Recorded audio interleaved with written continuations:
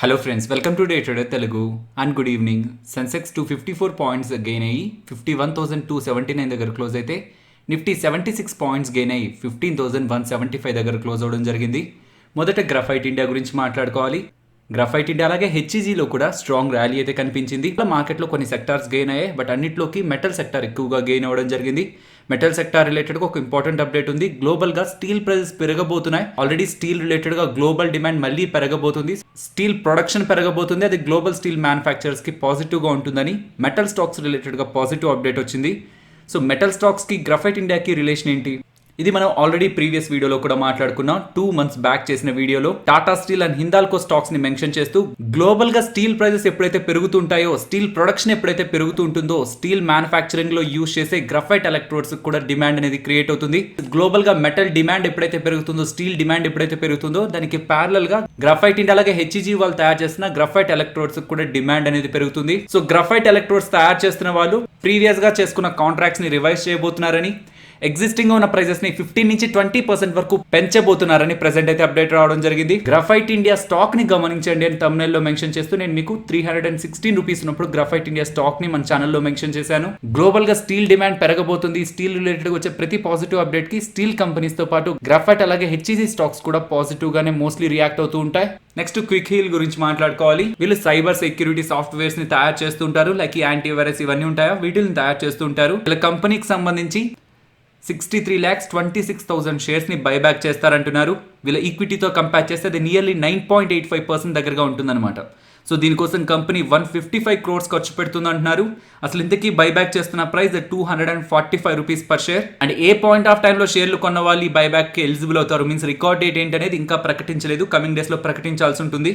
And A buyback రిలేటెడ్గా అయినా సరే ARER అని ఉంటుంది, ఎంటైటిల్మెంట్ రేషియో, యాక్సెప్టెన్స్ రేషియో అని. అది కంపెనీకి సంబంధించిన స్టాక్స్ ప్రమోటర్స్ దగ్గర ఎంత ఉంది, పబ్లిక్ దగ్గర ఎంత ఉంది, సో వీళ్ళు ఎంత క్వాంటిటీ షేర్స్ ని బైబ్యాక్ చేస్తారంటున్నారు, అండ్ దాని రిలేటెడ్ గా ఎంత రెస్పాన్స్ పబ్లిక్ దగ్గర నుంచి ఉండడానికి పాసిబిలిటీ ఉంటుందని క్యాలిక్యులేషన్స్ తో ఈ రేషియో అయితే డిపెండ్ అయి ఉంటుంది. ఇది నేను కమింగ్ వీడియోస్ లో అప్డేట్ చేస్తాను. సో దట్ వీటి రిలేటెడ్ గా మనం స్టాక్స్ కొని బైబ్యాక్ లో పార్టిసిపేట్ చేస్తే మనం కొన్న స్టాక్స్ రిలేటెడ్ గా ఎన్ని స్టాక్స్ వాళ్ళు తీసుకోవడానికి పాసిబిలిటీ ఉంటుందని మనకు అర్థమవుతుంది. నెక్స్ట్ ఎంటార్ టెక్నాలజీస్ గురించి మాట్లాడుకోవాలి.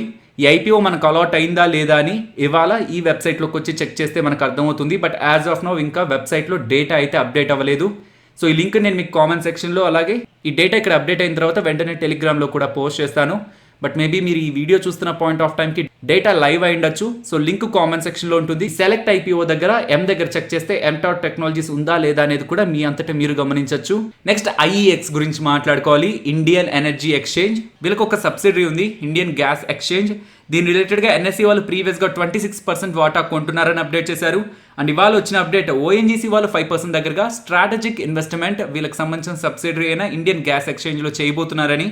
సో వీళ్ళకి సంబంధించిన సబ్సిడరీలో NSE, ONGC వాళ్ళు వాటాని కొంటున్నారనేసరికి ప్రీవియస్గా కూడా స్టాక్ ప్రైస్ ర్యాలీ అయింది. ఈవెన్ ఇంట్రోడే సెషన్స్లో కూడా స్టాక్ ప్రైస్ అయితే ర్యాలీ అవడం జరిగింది. యాక్చువల్లీ వీళ్ళది ఒక మోనోపోలీ బిజినెస్. 2020లో వీళ్ళకి సంబంధించిన ఇన్స్టాల్డ్ కెపాసిటీ 370 GW దగ్గరగా ఉంది. అండ్ 2030కి అది 800 GW కి ఎక్స్పాండ్ చేయాలనుకుంటున్నారని కూడా అప్డేట్ చేస్తున్నారు. యాక్చువల్గా ఈ exchange market, energy exchange market అనేది ఇన్ టర్మ్స్ ఆఫ్ టోటల్ డిమాండ్తో కంపేర్ చేస్తే జర్మనీలో 47%గా ఉంది, యూకేలో 47%గా ఉంది. బట్ మన ఇండియాలో ప్రెసెంట్ అది 5%గా ఉంది. బట్ IEX వాళ్ళు కమింగ్ మంత్స్లో అది 50% దగ్గరగా వెళ్తుందని, ఈవెన్ వాళ్ళు దానికి ఏం చేస్తున్నారని కూడా అప్డేట్ చేస్తున్నారు. అండ్ వీళ్ళ అసెట్ లైట్ బిజినెస్ మోడల్ని రన్ చేస్తారు. మీన్స్ ఈ కంపెనీకి ఒక high and new working capital అవసరం ఉండదు. సో ఇది IEX రిలేటెడ్గా ఉన్న important data. Government of India solar equipment మీద ట్యాక్స్ని పెంచబోతుంది. 40% దగ్గరగా ఇంపోర్ట్ ట్యాక్స్ అనేది సోలార్ మాడ్యూల్స్ మీద, 25% దగ్గరగా ఇంపోర్ట్ ట్యాక్స్ అనేది సోలార్ సెల్స్ ఇంపోర్ట్స్ మీద పెంచబోతుందని అప్డేట్ రావడంతో యాంటీ డంపింగ్ డ్యూటీని పెంచినా, ఇలా ఇంపోర్ట్ ట్యాక్స్ ని పెంచినా అది మన డొమెస్టిక్ గా ఉన్న కంపెనీస్ కి, ఆ సెగ్మెంట్ లో వర్క్ చేస్తున్న కంపెనీస్ కి పాజిటివ్ గా ఉంటుంది. కాబట్టి ఇంట్రాడే సెషన్స్ లో ఈ సెగ్మెంట్ రిలేటెడ్ గా ఉన్న స్టాక్స్ ర్యాలీ అవడం జరిగింది. సో సోలార్ కంపెనీ రిలేటెడ్ గా ఉన్న ఇంపార్టెంట్ స్టాక్స్ మాట్లాడుకుంటే బోరోసిల్ రెన్యూవబుల్స్, వా solar limited, sterling and Wilson solar limited. Next అన్ని ఆయిల్ మార్కెటింగ్ కంపెనీస్ లో మోర్గన్ స్టాన్లే వాళ్ళు హిందుస్థాన్ పెట్రోలియం రిలేటెడ్ గా పాజిటివ్ కామెంట్స్ చేస్తూ ఈవెన్ టార్గెట్ ప్రైస్ ని కూడా అప్గ్రేడ్ చేయడం జరిగింది. ప్రీవియస్ గా 246 రూపీస్ పర్ షేర్ టార్గెట్ ఇస్తే ఇప్పుడు దాన్ని అప్గ్రేడ్ చేస్తూ 356 రూపీస్ పర్ షేర్ టార్గెట్ అయితే ఇస్తున్నారు. ఇలా స్టాక్ ప్రైస్ ని అప్గ్రేడ్ చేస్తూ వీళ్ళు 3 ఇంపార్టెంట్ రీజన్స్ చెప్తున్నారు. కమింగ్ డేస్ లో HPCL రిలేటెడ్ గా గ్రోత్ ఉండడానికి, వీళ్ళ రిఫైనరీస్ ని అప్గ్రేడ్ చేస్తూ కమింగ్ డేస్ లో వచ్చే అప్ సైకిల్ కి వీళ్ళు రెడీగా ఉండడం అనేది కమింగ్ డేస్ లో ఈ కంపెనీకి పాజిటివ్ గా ఉంటుందంటే వీళ్ళ పోర్ట్ఫోలియోని కూడా అప్గ్రేడ్ చేస్తున్నారు. మీన్స్ వీళ్ళు పెట్రోకెమికల్స్ అలాగే న్యూ ఆల్టర్నేటివ్ ఎనర్జీస్ మీద కూడా వర్క్ చేస్తున్నారు కాబట్టి కమింగ్ డేస్ లో ఇది కూడా ఈ కంపెనీ రిలేటెడ్ గా అడ్వాంటేజ్ గా ఉంటుందని, ఈవెన్ వీళ్ళ బ్యాలెన్స్ షీట్ రిలేటెడ్ గా సో వీళ్ళు బైబ్యాక్ చేస్తూ వీళ్ళ రిటర్న్ రేషియోస్ ని పెంచుకోవాలని చూస్తున్నారు. ఈవెన్ వీళ్ళ బ్యాలెన్స్ షీట్ రిలేటెడ్ గా రిఫైనరీస్ అప్గ్రేడ్ అవుతున్నాయి కాబట్టి ఫ్రీ క్యాష్ కూడా జనరేట్ అవుతుంది. సో దట్ వీళ్ళ బ్యాలెన్స్ షీట్ లో కూడా స్ట్రెంత్ కనిపిస్తుంది కాబట్టి అది ఈ కంపెనీ రిలేటెడ్ గా మనం పాజిటివ్ గా గమనించొచ్చని. సో దట్ ఉన్న ఆయిల్ మార్కెటింగ్ కంపెనీస్ లో HPCL రిలేటెడ్ గా వాళ్ళు పాజిటివ్ గా ఉన్నారని మోర్గాన్ స్టాన్లే వాళ్ళైతే అప్డేట్ చేస్తున్నారు. నెక్స్ట్ IPOs గురించి మాట్లాడుకోవాలి. ఇవాళ is my trip IPO close అవడం జరిగింది. ఎంటైర్ IPO 160 టైమ్స్ దగ్గరగా ఓవర్ సబ్స్క్రైబ్ అయింది. HNIs దగ్గరించి 384 టైమ్స్ ఓవర్ గా సబ్స్క్రిప్షన్ అయితే కనిపించింది. And present grey market premium is my trip కి 76% దగ్గరగా రన్ అవుతుంది. కమింగ్ డేస్ లో లిస్ట్ అయ్యే ఎంటార్ టెక్నాలజీస్ ఒక గ్రే మార్కెట్ ప్రీమియం 83% దగ్గరగా ఉంటే, అనుపమ్ రసాయన్ ఒక గ్రే మార్కెట్ ప్రీమియం 45 to 50% గా మెయింటైన్ అవుతుంది. అండ్ లక్ష్మీ ఆర్గానిక్స్ ఒక గ్రే మార్కెట్ ప్రీమియం నియర్లీ 60% దగ్గరగా ఉంది. అండ్ ఈ క్రాఫ్ట్స్ మ్యాన్ ఆటోమేషన్ IPO ఒక గ్రే మార్కెట్ ప్రీమియం 30% దగ్గరగా మెయింటైన్ అవుతుంది. ప్రెసెంట్ వస్తున్న IPOs తో పాటు కమింగ్ డేస్ లో కళ్యాణ్ జ్యువెలర్స్, సూర్యోదయ స్మాల్ ఫైనాన్స్ బ్యాంక్ అలాగే నజారా టెక్నాలజీస్ IPOs కూడా మోస్ట్లీ March 16 నుంచి March 19 ఇన్ బిట్వీన్ రావడానికి పాసిబిలిటీ ఉంది. అండ్ నెక్స్ట్ రేపు మనకి మార్కెట్ హాలిడే కాబట్టి నార్మల్ గా థర్స్డే జరగాల్సిన ఎక్స్పైరీ ఇవాళ వెనస్డే జరిగింది. నెక్స్ట్ ఇన్ఫో ఎడ్జ్ గురించి మాట్లాడుకోవాలి ఫ్రెండ్స్. ఇవాళ జొమాటో స్విగ్గీ రిలేటెడ్ ఒక ఇంపార్టెంట్ అప్డేట్ వచ్చింది. కాకపోతే ఇది ఇన్ఫో ఎడ్జ్కి ఎలా రిలేట్ అవుతుందంటే, జొమాటోలో ఇన్ఫో ఎడ్జ్ వాళ్ళు 20% దగ్గరగా వాటాని హోల్డ్ చేస్తున్నారు. సో వచ్చిన అప్డేట్ ఏంటంటే అమెజాన్ వాళ్ళు ఫుడ్ డెలివరీ సర్వీసెస్ని బెంగళూరులో స్టార్ట్ చేశారంటున్నారు. ఇలా స్టార్ట్ చేస్తూ అమెజాన్ ప్రైమ్ ఉంటుంది కదా, సో ఆ ప్రైమ్ సబ్స్క్రిప్షన్ ఉన్న వాళ్ళ దగ్గర నుంచి ఎటువంటి డెలివరీ ఛార్జెస్ తీసుకోవట్లేదని, ఆ సబ్స్క్రిప్షన్ లేని వాళ్ళు మీన్స్ నాన్ ప్రైమ్ మెంబర్స్ దగ్గర నుంచి 19 రూపీస్ డెలివరీ ఫీ తీసుకుంటున్నారు అంటున్నారు. సో ఇది జొమాటో స్విగ్గీ డెలివరీ ఫీతో కంపేర్ చేస్తే తక్కువ డెలివరీ ఫీ తీసుకుంటున్నారు కాబట్టి మేబీ ఇది జొమాటో స్విగ్గీ బిజినెస్ ని ఇంపాక్ట్ చేస్తుందేమో అని క్వశ్చన్ మార్క్స్ అయితే మార్కెట్ లో రైజ్ అవుతున్నాయి. నెక్స్ట్ ఒకటని కాదు, most of the companies QIP ద్వారా మనీని అయితే రైజ్ చేయాలనుకుంటున్నాయి. QIP అంటే క్వాలిఫైడ్ ఇన్స్టిట్యూషనల్ ప్లేస్మెంట్, మీన్స్ వాళ్ళకి సంబంధించిన వాటాని పెద్ద పెద్ద ఇన్స్టిట్యూషనల్ ఇన్వెస్టర్స్ కి సెల్ చేసి డబ్బులను అయితే రైజ్ చేయడం. రీసెంట్ గా మార్కెట్ లోకి వచ్చిన QIP డీటెయిల్స్ ఇక్కడ మనం స్క్రీన్ పైన గమనించవచ్చు. AU small finance bank, Godrej properties, Indian bank, max health. Next IDBI bank related గా ఉన్న ఇంపార్టెంట్ అప్డేట్స్ ని మాట్లాడుకోవాలి.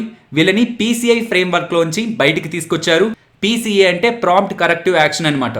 ఏ బ్యాంక్ అయినా ఫైనాన్షియల్ గా క్రైసిస్ లో ఉన్నప్పుడు దాని మీద PCI ఫ్రేమ్వర్క్ వేస్తారు, means prompt corrective action framework వేస్తారు. అలా వేస్తే ఆ బ్యాంక్స్ RBI మానిటర్ లో ఉంటాయి. వాళ్ళ బ్రాంచెస్ ని ఎక్స్పాండ్ చేయాలన్నా, మీన్స్ కొత్త బ్రాంచెస్ ని ఓపెన్ చేయాలన్నా, ఈవెన్ ఆ బ్యాంక్ కి సంబంధించిన డైరెక్టర్స్ సాలరీ రిలేటెడ్ గాను అండ్ వాళ్ళు తీసుకునే డెసిషన్ రిలేటెడ్ గా కూడా కొన్ని రిస్ట్రిక్షన్స్ అయితే ఉంటాయి. సో ఇలా PCI ఫ్రేమ్వర్క్ లోంచి బయటకు రావడం అనేది IDBI బ్యాంక్ రిలేటెడ్ గా మనం పాజిటివ్ గా తీసుకోవచ్చు. అండ్ ఈవెన్ LIC IPO వచ్చే ముందే IDBI బ్యాంక్ రిలేటెడ్ గా LIC వాళ్ళు హోల్డ్ చేసిన వాటాను కూడా ప్రైవేట్ ప్లేయర్ కి సెల్ చేస్తారని, అలా సెల్ చేయడం కారణంగా IDBI బ్యాంక్ ప్రైవేటైజేషన్ అలాగే LIC రిలేటెడ్ గా అట్రాక్టివ్ వాల్యుయేషన్ కూడా మార్కెట్ లో లభించడానికి పాసిబిలిటీ ఉంటుంది. కాబట్టి in coming days IDBI bank ఒక ప్రైవేటైజేషన్ రిలేటెడ్ గా మనకు ఒక ఇంపార్టెంట్ అప్డేట్ ఉండడానికి పాసిబిలిటీ ఉంది. నెక్స్ట్ నిఫ్టీ అలాగే bank Nifty support and resistance మాట్లాడుకుందాం ఫ్రెండ్స్. నిన్న మనం మాట్లాడుకున్న రెసిస్టెన్స్ 15,240 అండ్ ఇవాళ నిఫ్టీ వెళ్ళిన highest 15,220 and bank Nifty support and resistance మధ్యలోనే క్లోజ్ అయింది కాబట్టి నెక్స్ట్ ట్రేడింగ్ సెషన్ కూడా నేను ఇదే లెవెల్స్ ని గమనిస్తున్నాను. బట్ నిఫ్టీ సపోర్ట్ ని చేంజ్ చేశాను 15,040. బట్ ప్రెసెంట్ ఉన్న లెవెల్స్ నుంచి ఇంకా దగ్గరగా చూడాలనుకుంటే 15,120 లెవెల్ ని కూడా మనం గమనించవచ్చు.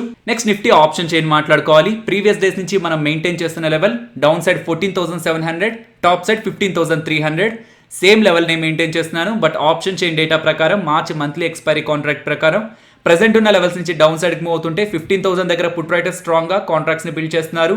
అండ్ టాప్ సైడ్ కి మూవ్ అవుతుంటే 15,400 దగ్గర ఇంట్రాడేలోను అండ్ ఓవరాల్ గా కూడా ప్రెసెంట్ ఉన్న లెవెల్స్ నుంచి దగ్గరగా చూస్తే 15,400 దగ్గర మనకు సిగ్నిఫికెంట్ గా యాక్టివిటీ బిల్డ్ అవుతుంది. కాబట్టి 15,000 సపోర్ట్ గాను 15,400 రెసిస్టెన్స్ గాను గమనించవచ్చు. మనం ప్రీవియస్ సండేలో 14,700 నుంచి 15,300 ఈ రేంజ్ బిట్వీన్ లో నిఫ్టీ ట్రేడ్ అవడానికి పాసిబిలిటీ ఉంటుంది నెక్స్ట్ వీక్ లో అని సండే రోజు మాట్లాడుకున్నాం. సో ఫైనలీ ఇది ఫ్రెండ్స్ మన వీడియో నచ్చిందా?